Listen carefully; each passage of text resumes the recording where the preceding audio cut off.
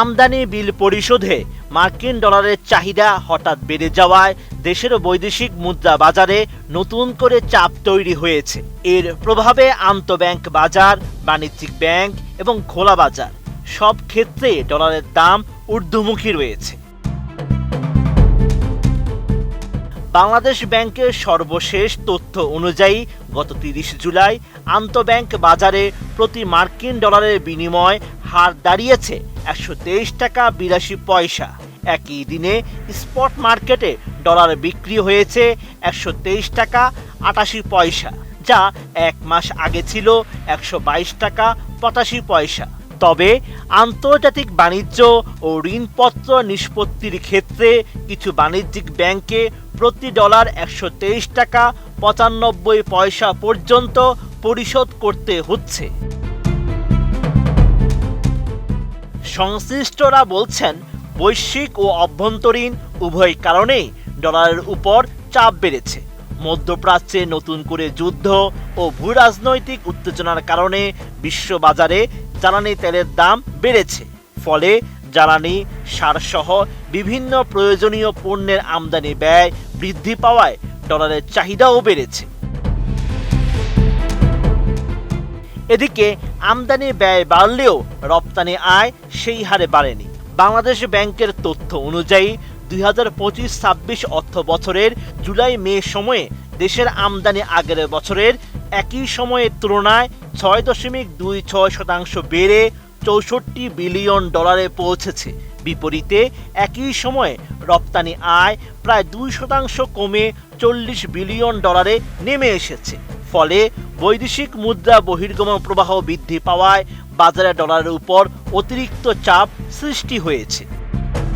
আমি বুঝি নির্মাণের শিল্প, সালাম স্টিল বোঝে ডিউরেবিলিটি। সালাম স্টিল, মোস্ট ডিউরেবল স্টিল। ডলারের সরবরাহে আরেকটি বড় উৎস রেমিটেন্স প্রবাহে কিছুটা গতি কমেছে। গত অর্থ বছরের রেকর্ড ৩৫.৫৯ বিলিয়ন ডলার রেমিটেন্স এলেও ঈদুল ফিতর ও ঈদুল আজহার পর সেই প্রবাহ কিছুটা স্লথ হয়েছে।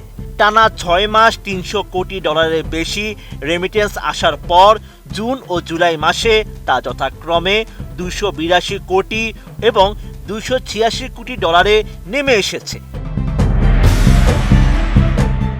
বাজারে ডলারের চাহিদা বেড়ে যাওয়ায় অনেক ব্যাংক বেশি দামে ডলার সংগ্রহ করতে শুরু করে। পরিস্থিতি নিয়ন্ত্রণে রাখতে বাংলাদেশ ব্যাংক সম্প্রতি বাণিজ্যিক ব্যাংকগুলোকে মৌখিকভাবে নির্দেশ দিয়েছে যাতে আন্তঃব্যাংক বাজার বা রেমিটেন্স চ্যানেল কোনো ক্ষেত্রেই ব্যাংক ডলারের চাহিদা বেড়ে যাওয়ায় অনেক ব্যাংক বেশি দামে ডলার সংগ্রহ করতে শুরু করে। পরিস্থিতি নিয়ন্ত্রণে রাখতে বাংলাদেশ ব্যাংক সম্প্রতি বাণিজ্যিক ব্যাংকগুলোকে মৌখিকভাবে নির্দেশ দিয়েছে যাতে আন্তঃব্যাংক বাজার বা রেমিটেন্স চ্যানেল কোনো ক্ষেত্রেই ১২৩ টাকা ৮২ পয়সার বেশি দামে ডলার কেনা না হয়। ব্যাংকিং খাতের এই মূল্য বৃদ্ধির প্রভাব পড়েছে খোলা বাজারেও। রাজধানীর মতিঝিলের বিভিন্ন মানি এক্সচেঞ্জে দেখা যায় ২ আগস্ট সাধারণ গ্রাহকদের কাছ থেকে প্রতি ডলার ১২৬ টাকা থেকে ১২৬ টাকা ৪০ পয়সায় কেনা হয়েছে এবং বিক্রি হয়েছে ১২৬ টাকা ৭০ পয়সা থেকে ১২৬ টাকা ৮০ পয়সা।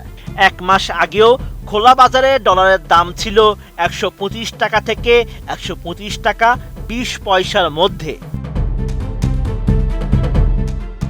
অর্থনীতিবিদদের মতে আমদানি ব্যয় বৃদ্ধি, রপ্তানি আয় কমে যাওয়া এবং রেমিটেন্স প্রবাহে সাময়িক ধীরগতির কারণে স্বল্প মেয়াদে ডলারের বাজারে চাপ অব্যাহত থাকতে পারে।